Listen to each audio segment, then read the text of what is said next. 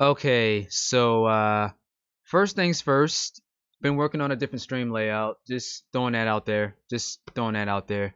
And also, second thing second, I'm not gonna lie about this. This is a very surprising development over the past few months for gaming in general. Man, this is a surprise. Okay, so Sony being able to buy out and acquire Evo is, I don't want to say it's like a super huge thing, but like it kind of is. I'm not gonna lie. The Microsoft Bethesda deal, that was already rumored to happen. So when it actually came through, it wasn't that big of a deal. But this is why I say this isn't necessarily why I say Sony wins, but in terms of what Sony knows what the fuck they're doing. Sony knows how to fucking come at you with a left jab more than any damn company that I've seen. Like, don't get me wrong, certain people like EA and Bethesda, they're okay at certain points at certain angles, but Sony really knows what the fuck they're doing. Keep in mind, they don't just acquire games, they're more of an entertainment system. No, sorry. Sony is more of an entertainment platform than Microsoft will ever be, which is why my confusion on Microsoft's decision is very much low. I'm not sure what's gonna happen with Halo Infinite, but regardless, that's not the point of this video. What I was saying was simply the fact that Sony has Evo. A lot of people are probably wondering what this means. It doesn't. It's not too complicated. The first thing is understanding, will there be like bigger prize pools for this type of thing? And I would say more than likely this will probably lead to bigger prize pools. More than likely. Because when it comes to Evo or just damn near any fighting game tournament there is, a lot of people, when it comes to prize pools, a lot of people have to put money in to make a prize pool for those players inside that top 8 all the way to, grand finals and such. And for something like this, not only does that mean that we can get a lot more sponsored, not only does that mean that, we don't have one single group trying to sponsor this event. Man, this means so much in terms of, not here's the thing, not in terms of just money. Sony has a lot of different connections. So what I mean by that is Sony is capable of, how can I say this? With Sony running Evo, Sony can quite literally say only games that are under the Sony platform can be played at Evo.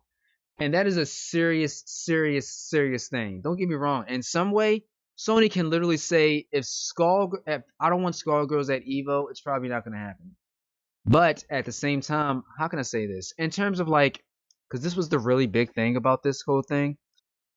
So I don't know why this is IGN saying that. I really would like to go to Nintendo themselves.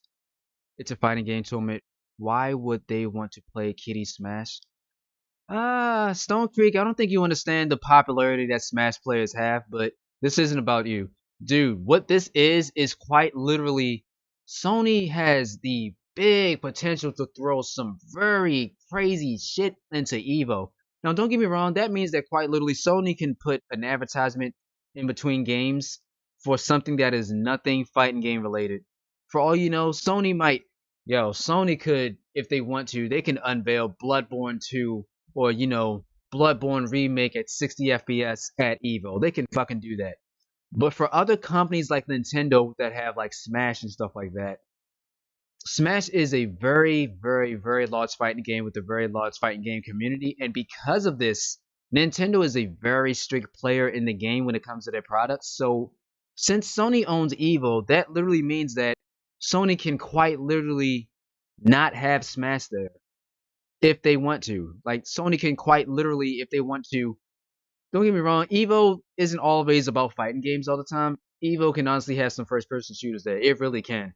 The first Evos had racing games and Halo tournaments, if I'm correct. So Evo can quite literally be just about, I don't want to say just about anything, but like Evo will be a very, very, very, very different thing. Because this means that Sony can now have control of which games are actually able to actually be at Evo. Sony can quite literally have so much advertising during the Evo gameplay. It's gonna be like freaking ridiculous.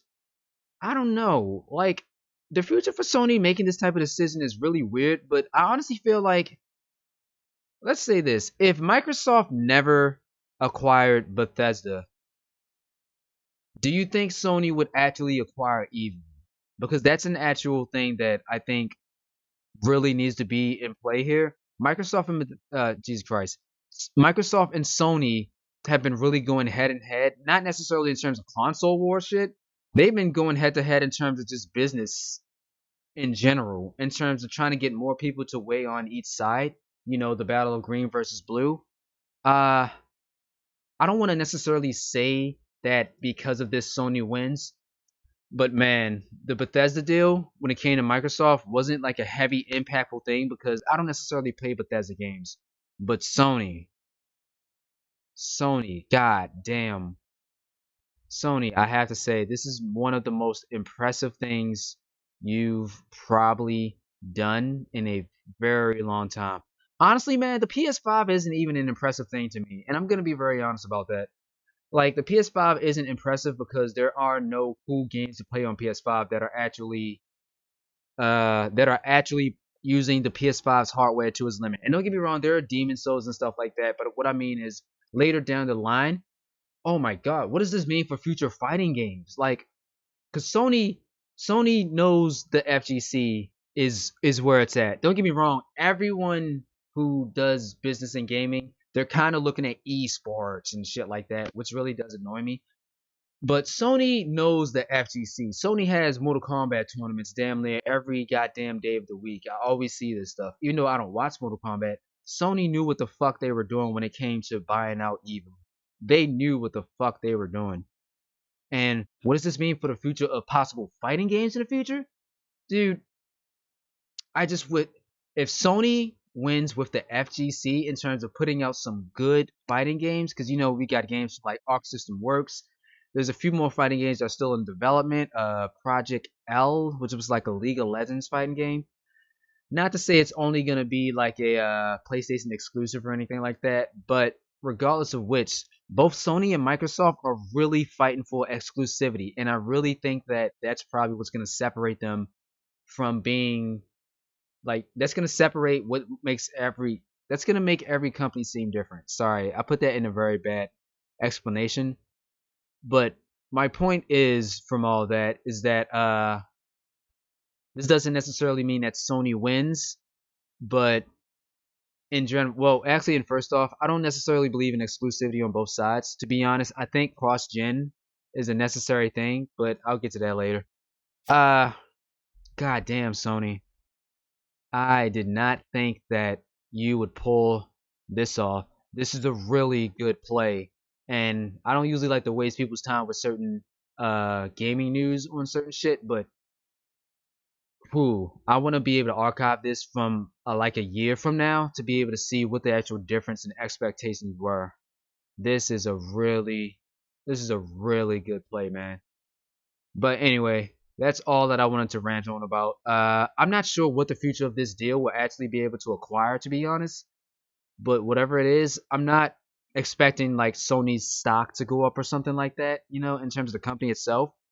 However, there are other things that evolve around esports and Evo in general that can actually have a pretty big effect as well. But regardless, as always, sorry for ranting to you guys. Yeah, man. GG's. I'll see you guys around.